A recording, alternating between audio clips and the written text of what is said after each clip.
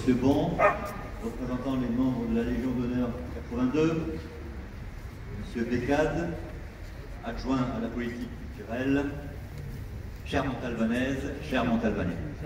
C'est avec un réel plaisir que je suis présent parmi vous afin d'inaugurer la statue de Napoléon Bonaparte offerte à la ville par les membres de la Légion d'honneur 82.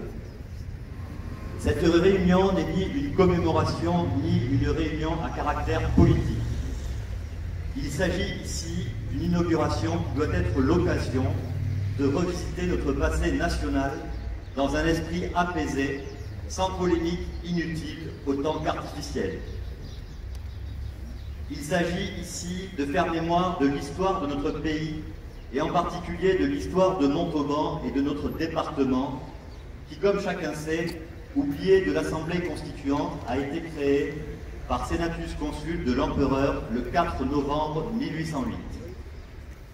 Sans Napoléon et non sans humour, je dirais que Michel Veil aujourd'hui et Jean-Michel Baillet hier n'auraient pu présider aux destinées d'un département resté dans les limbes.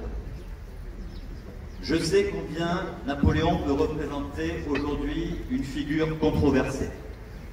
Certains voient en lui le bâtisseur de l'État moderne.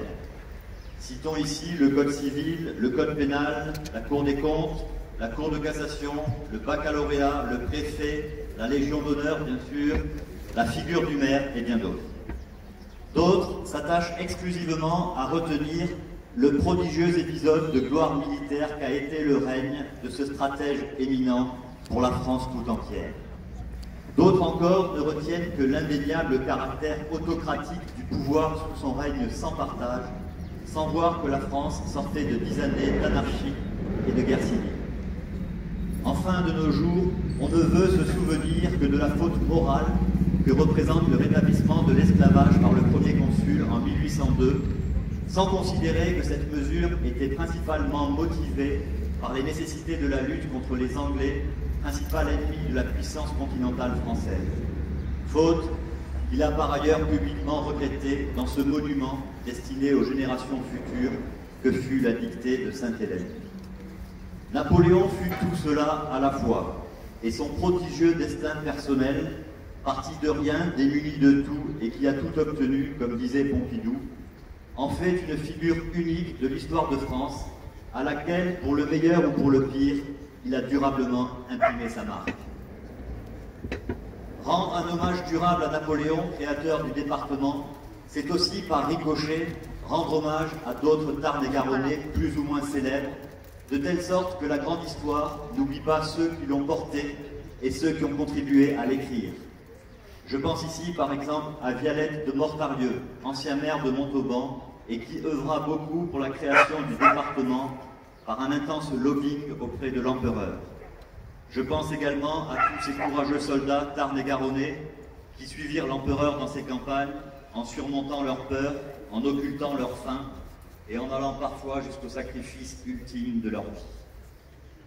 Ériger une statue à l'heure où des voix virulentes s'élèvent çà et là pour jeter bas celle qui illustre nos places et nos avenues est un geste presque audacieux. Mais ce geste a du sens. Et c'est ce qu'il nous faut réaffirmer dans une société où l'opinion publique semble flotter entre une indifférence générale pour tout ce qui n'a pas l'apparence de l'utilité la plus immédiate et des groupuscules très actifs et fortement médiatisés qui veulent interdire toute forme de symbolisation de l'histoire nationale dans les lieux publics. Vouloir supprimer de la mémoire collective tous les personnages historiques qui n'ont pas été parfaits mais qui ont fait l'histoire n'est pas judicieux. Défaire notre passé, nos traditions, nos croyances, pour mieux les remplacer par leur amertume, leur détestation de tout ce qui est national, conduit finalement à augmenter le trouble de la société qui ne sait plus d'où elle vient et encore moins où elle va, favorisant ainsi les populismes de tout bord.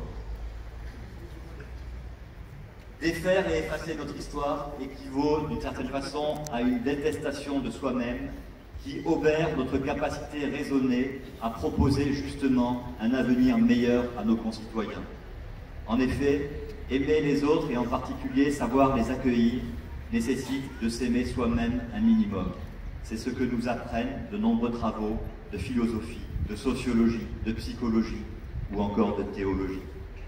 Les personnages de l'histoire doivent pouvoir être étudiés paisiblement pour ce qu'ils sont, sans entrer dans une lecture anachronique qui fait porter au passé le poids des débats contemporains.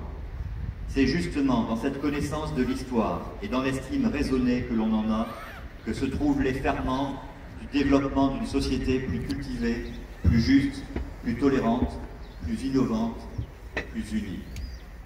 Je terminerai en remerciant en premier lieu M. Philippe Bon, président de la Société des membres de la Légion d'honneur 82, sans qui ce travail n'aurait pas été possible, le sculpteur de cette œuvre, M. Emmanuel Michel, malheureusement absent ce soir, tous les donateurs publics ou privés, mais tous amateurs d'histoire. Je remercie également Brigitte Barège qui a accompagné ce projet depuis son origine et Philippe Descaldes pour l'avoir repris et fait avancer. Je remercie également la ville de Montauban et tous ses services pour leur indispensable concours. Je vous remercie.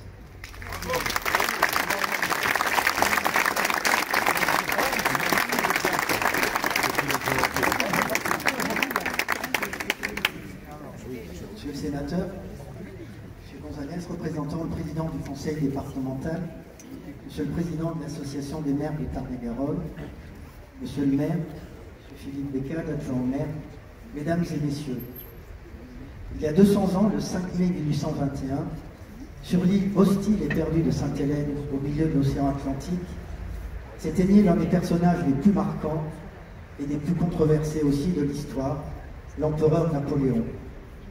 Homme aux multiples facettes, Bonaparte fascine, autant que Napoléon peut rebuter. 200 ans après, nous commémorons le bicentenaire de sa mort, qui donne lieu à de nombreuses polémiques sur la nécessité ou pas de célébrer ou de commémorer. Pour certains, il ne s'agit pas de célébrer, mais de regarder en face l'héritage laissé par Napoléon. Pour d'autres, mieux vaut commémorer et enseigner l'histoire du fondateur de la France contemporaine. Alors, pourquoi commémorer, me direz-vous? Eh bien, c'est l'occasion d'ouvrir les livres de notre mémoire oubliée et de consulter les pages du roman national. Ces pages s'ouvrent le 4 novembre 1808 avec un arrivé du Senatus Consul, contresigné le 21 novembre 1808 par Napoléon au camp impérial de Burgos, qui décrète la création du Tarn-et-Garonne, oublié dans le découpage de la France en 83 départements, par l'Assemblée constituante en 1790. Et c'est pourquoi nous sommes ici ce 4 novembre 2021. 213 ans plus tard, monsieur le maire, vous réparez un oubli de l'histoire locale. En inaugurant cette statue, Montauban reconnaît, enfin, le rôle majeur joué par Napoléon dans la création du Tarn-et-Garonne, et vous répondez, monsieur le maire, aux aspirations légitimes de nombreux Montalbanais, soucieux de voir l'empereur représenté dans sa ville. En effet, la ville de Montauban aura attendu près de 45 ans pour faire à Napoléon la place qu'il mérite. Pourtant, dès 1976, l'idée avait été lancée de baptiser un boulevard ou une rue du nom de l'empereur, sans succès d'ailleurs. Et c'est en 2008, à l'occasion du bicentenaire de la création du département, que la ville, sous l'impulsion de Madame Brigitte Barège, donnera le nom d'allée de l'empereur à l'ancien boulevard Midi-Pyrénées. Il ne restait plus qu'à installer sur cette allée un symbole visible et reconnaissable, une statue ou un buste de l'empereur. En 2021, la commémoration du centenaire de la création de la Société des membres de la Légion d'honneur par le général Dubail, grand chancelier de la Légion d'honneur, pour venir en aide aux légionnaires les plus démunis. Cette commémoration donne à la Société des membres de la Légion d'honneur du Tarn-et-Garonne l'opportunité de réparer un oubli. En effet, la SMNH 82, attachée à son département, est fière de sa filiation avec Napoléon par la création de la Légion d'honneur, a souhaité s'inscrire dans une démarche historique et patrimoniale. Elle a donc proposé d'offrir à la ville une statue de Napoléon, écrivant ainsi d'une certaine façon une nouvelle page de l'histoire locale. Pour réaliser cette statue, elle a réuni les fonds nécessaires en faisant appel à des dons privés et à des aides publiques. À ce stade, je souhaiterais remercier les partenaires publics, le conseil départemental, l'association des maires de Tarn-et-Garonne, la ville de Montauban, monsieur le maire, qui a assuré la réalisation du socle de la statue. Je n'oublie pas non plus le sénateur Pierre-Antoine Lévy, qui par un don généreux a contribué à la réalisation de cette statue. Je remercie aussi en mon nom personnel et au nom de tous nos sociétaires, les membres des ordres nationaux et des associations patriotiques, représentés ici par leur drapeau, tous attachés à leur département, le Tarn-et-Garonne, ainsi que les donateurs privés, montalbanais ou pas, qui ont contribué par leurs dons généreux à la réalisation de cette statue. Je voudrais enfin remercier Brigitte Barège qui a soutenu dès le premier jour notre projet, et vous, monsieur le maire, ainsi que monsieur Philippe Bécal, votre adjoint à la culture, pour votre soutien sans faille à notre démarche. Je tiens à le dire publiquement, sans vous, cette démarche n'aurait pas pu aboutir, et sans vous, nous ne serions pas là aujourd'hui devant cette statue. En offrant cette statue à la ville de Montauban, la SMH 82 a voulu tout simplement honorer la mémoire du créateur du Tarn-et-Garonne, en dehors de toutes les polémiques que pourrait susciter la présence de cette statue dans la ville. Il est en effet difficile d'appeler au tribunal de l'histoire Napoléon mort depuis 200 ans, tant il est difficile de revisiter l'histoire avec des valeurs d'aujourd'hui. Laissons donc aux historiens le soin de procéder à un droit d'inventaire et à l'analyse de l'héritage de Napoléon. Alors que les récents déboulonnages de statues et figures historiques suscitent une certaine indignation, et que la destruction de ces statues est un signe de la politique de déculturation à la mode, la ville de Montauban, monsieur le maire, a fait un choix courageux et délibéré d'inaugurer cette statue. Cette statue de Napoléon à Montauban rejoint ainsi dans la statuaire publique les quelques 30 représentations sculptées de l'empereur en France, émanant de commandes officielles ou privées. La statue de Montauban, réalisée par le sculpteur Emmanuel Michel, absent car il n'a pas pu se libérer, et que je remercie pour la qualité de son œuvre, sera la seule représentation de Napoléon existant dans le Grand Sud-Ouest et en Occitanie. Alors, bienvenue à Napoléon dans sa bonne ville de Montauban.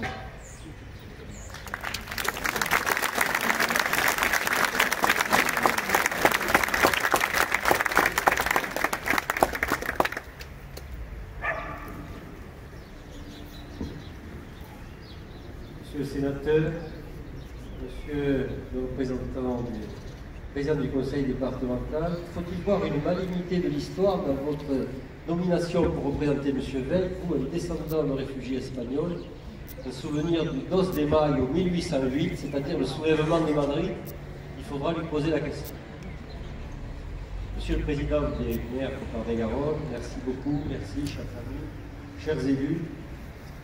Lorsque le colonel Philippe Beau, président de la section départementale de l'Ordre de la Légion d'honneur, a proposé d'ouvrir une souscription pour offrir à la ville une statue effigie de l'empereur Napoléon à l'occasion du bicentenaire de sa mort, cela a suscité une réflexion, vous vous en doutez. Était-ce bien prudent? N'allait-on pas ouvrir la boîte de Pandore et voir s'en échapper des sujets enfouis de discussion appartenant au passé? Car il est toujours compliqué de parler d'histoire, et peut-être plus encore aujourd'hui.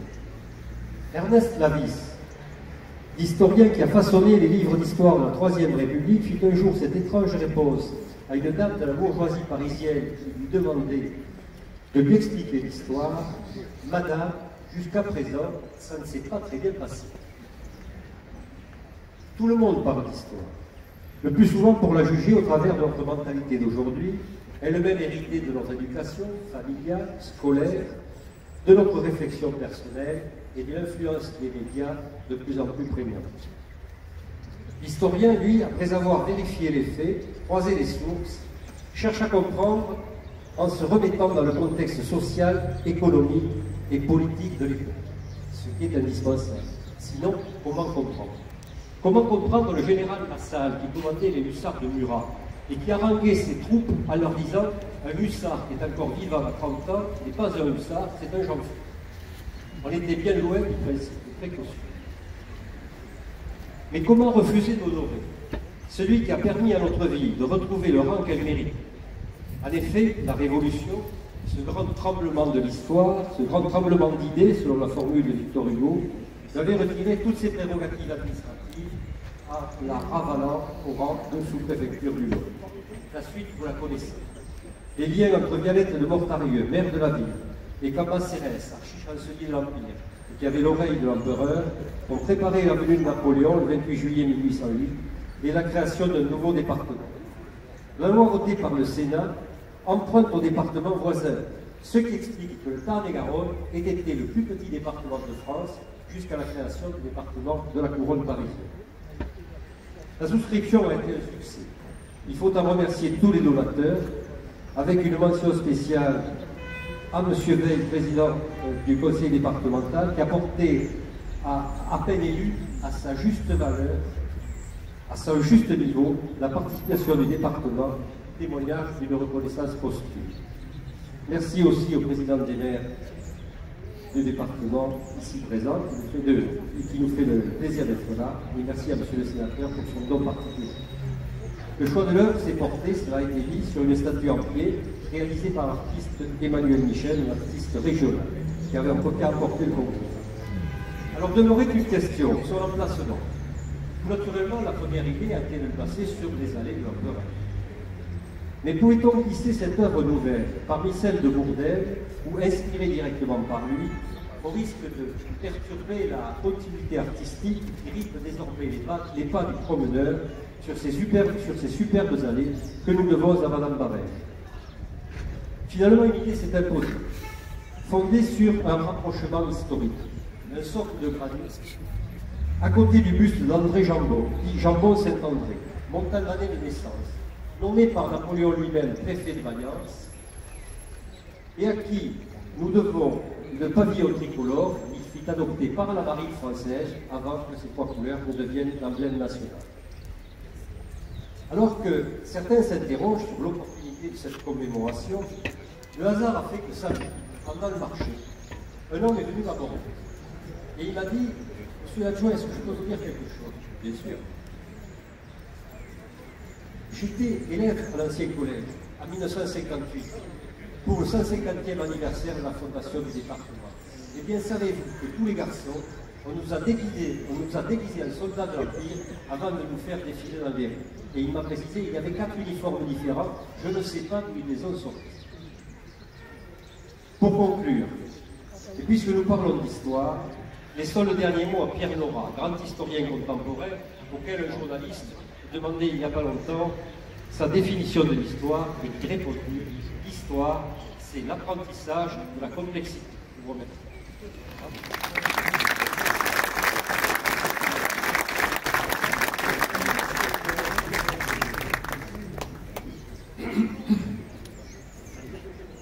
Bien, Monsieur le maire de Montauban, Monsieur le sénateur, Monsieur l'adjoint à la culture, Mesdames, Messieurs, de l'association de maires présents, Monsieur le président de la société et membre de la Légion d'honneur, Mesdames, Messieurs, chers amis. Alors, permettez-moi d'abord d'excuser le président Gilbert qui m'a demandé de le représenter et qui nous apporte effectivement son amical salut. Nous voilà donc, nous le retrouvons donc sur l'allée de l'Empereur pour inaugurer une statue de l'Empereur. Rarement une inauguration aura respecté.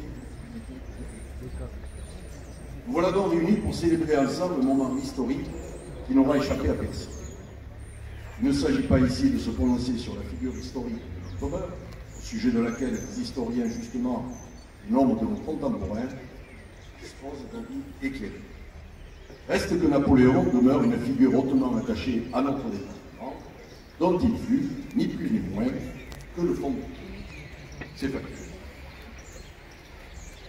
Dans la nuit du 28 au 29 juillet 1908, une foule enthousiaste s'est massée à l'extrémité du faubourg toulousain Montauban pour accueillir l'empereur Napoléon qui va honorer la ville d'une visite. Immense attente. La réparation d'une injustice. Depuis 1790, cette ville de 25 000 habitants, encore très active sur le plan industriel et commercial, a occupé le rang de chef-lieu de district, puis de sous-préfecture du département. Situation, dirons-nous, humiliante pour une cité qui, à la veille de la Révolution, occupait la 3e place du Midi-Aquitaine, ancien siège de généralité, de cour des aides et de gouvernement militaire. Pourquoi Montauban avait-elle été privée de département? Quoique située au centre de la généralité, elle occupait l'extrémité méridionale de Quercy, dont le centre géographique et historique était Cahors. Seul le député de bailliage de Montauban se démena pour faire créer un département, en sachant que Toulouse et Cahors unissaient leurs efforts pour inciter les villes de leur sénéchaussée à se désunir de Montauban. Et donc, le 21 février 1790, le verdict tomba. Le 29 juillet 1808, au matin, Napoléon parcourut longuement la ville et ses abords à cheval, puis reçut des autorités de ce chef. En partant, il annonça « Je suis satisfait de l'amour que m'ont témoigné mes fidèles sujets de ma bonne ville de Montauban. J'ai vu avec peine des pertes qu'elle a éprouvées. Je la rétablirai dans ses droits. Vous pouvez la regarder comme chef-lieu de département et je la mettrai au rang de principale ville de mon royaume. » Il restait maintenant à définir les contours du futur département. Ce n'est sans doute pas Napoléon qui découpa dans une carte de France avec des ciseaux le contour du Tarn-et-Garonne. À partir d'août 1808, on s'évertua à créer un département de superficie et population identique à celle de ses voisins. Et il faut savoir qu'un arrondissement entier fut enlevé au Lot, avec Montauban, et à la Haute-Garonne, avec Castel-Sarrazin. Les emprunts aux autres départements se firent plus modestes. Montaigu, Auvillard et Valence, pour le Lot-et-Garonne, Lavitte pour le Gers et Saint-Antonin pour l'Aveyron. Le critère de population l'avait emporté. C'est souvent que je dis que ce département est une véritable mosaïque qui regroupe différents morceaux des départements du Lot. Le 4 novembre 1808, un sénatus consul crée le Tarn-et-Garonne et lui donnait Montauban pour chef. Un décret du 21 novembre organisa donc le nouveau département. Dès son passage à Montauban, Napoléon avait prévu, en un geste symbolique, l'achat du dernier hôtel de l'intendance pour y loger le futur préfet, Félix de Pelletier-Doulle, qu'il nomma par décret du 26 novembre. Celui-ci, après avoir prêté serment le 24 décembre, il arriva donc dans sa préfecture en fin d'année le 31 décembre de cette année. Si le Tarn-et-Garonne avait été créé comme ses voisins en 1790, nul n'aurait songé aujourd'hui à en souligner la composition hétéroclite qu'il partage avec d'autres départements. Aujourd'hui, c'est avec amusement que le belgement du département savoure ce caprice de l'histoire. L'artiste tarnais Emmanuel Michel a répondu à une commande commune de la section Tarn-et-Garonne de la Société des membres de la Légion d'honneur et de la ville de Montauban. Désormais, nous pouvons dire que l'empereur redevient incontournable dans une ville qu'il a marquée de son empreinte. C'est donc une page d'histoire que nous tournons ensemble ce soir. Je voudrais vous remercier pour votre attention. Merci beaucoup.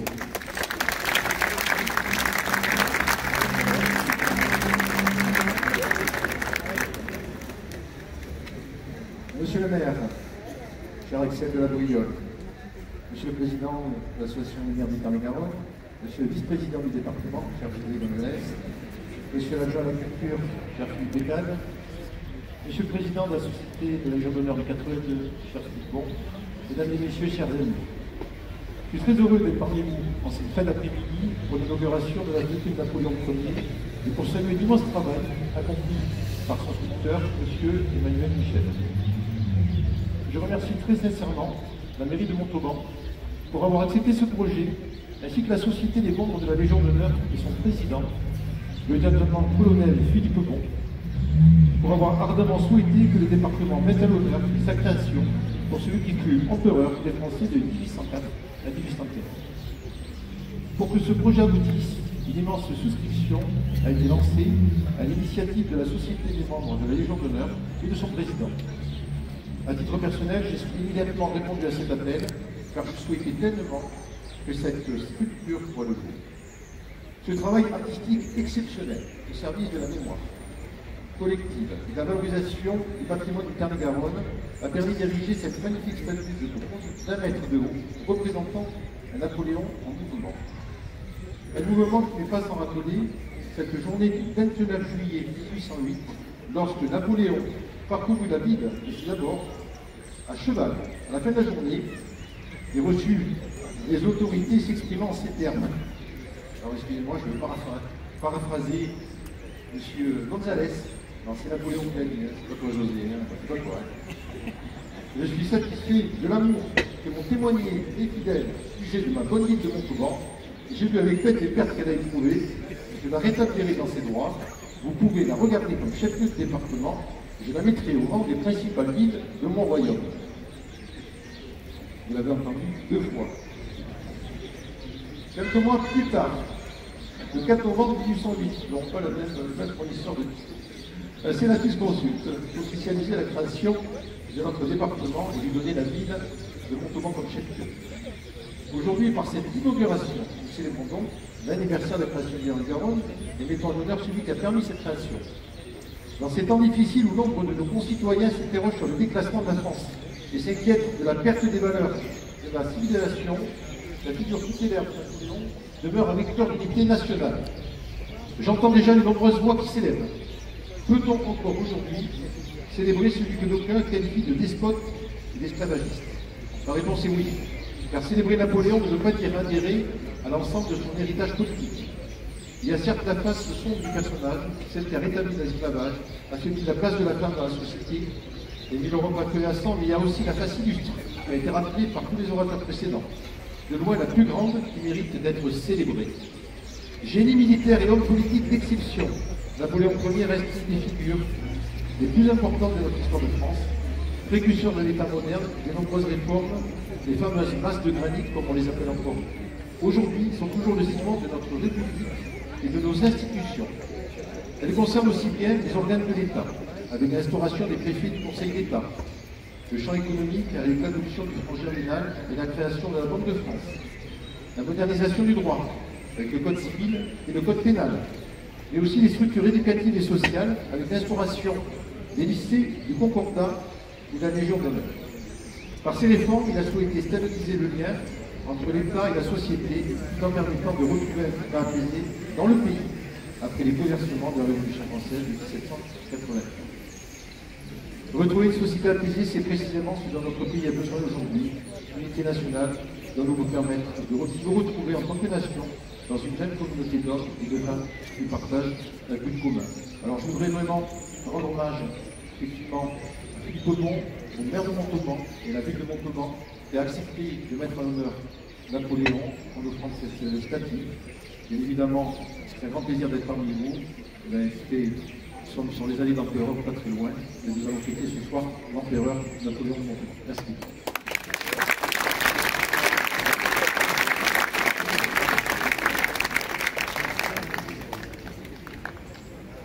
Voilà, mais maintenant nous allons donc procéder au dévoilement de la statue.